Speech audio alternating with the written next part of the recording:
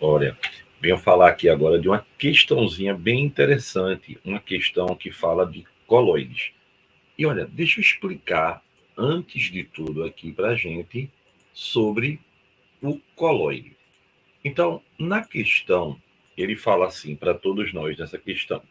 Ele diz que na obtenção de sistemas coloidais, e esses sistemas são estáveis, depende das interações entre as partículas dispersas e o meio onde se encontram. Aí ele diz, em um meio coloidal aquoso. Aí eu desenhei aqui, ó, esse meio coloidal, aqui a partícula coloidal aquosa, né? E aí ele diz assim, cujas partículas são hidrofílicas. Veja, essa partícula e essa partícula, elas são partículas hidrofílicas. O que quer dizer isso?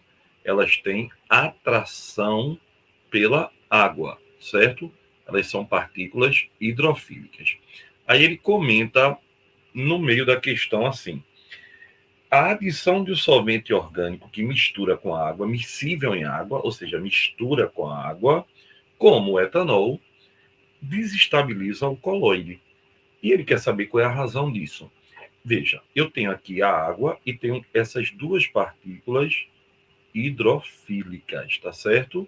Que tem atração pela molécula de água. Elas estão altamente atraídas aqui pela água, são hidrofílicas. Só que eu cheguei aqui no meio e vou colocar o quê? Vou colocar o etanol. Olha que legal, pessoal.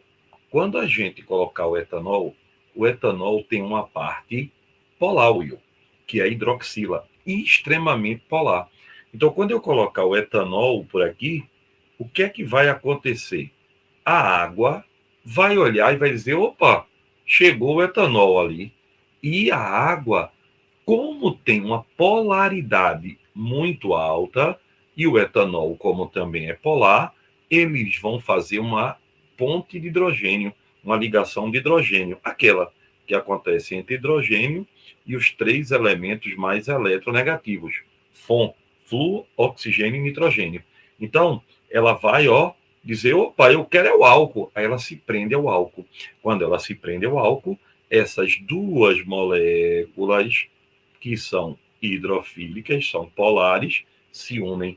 Quando elas se unem, elas desestabilizam o coloide. Elas quebram a estrutura do coloide. Essa desestabilização dá porque a água sai da jogada, porque a água vai se juntar ao álcool, devido à polaridade, a formar a ponte de hidrogênio.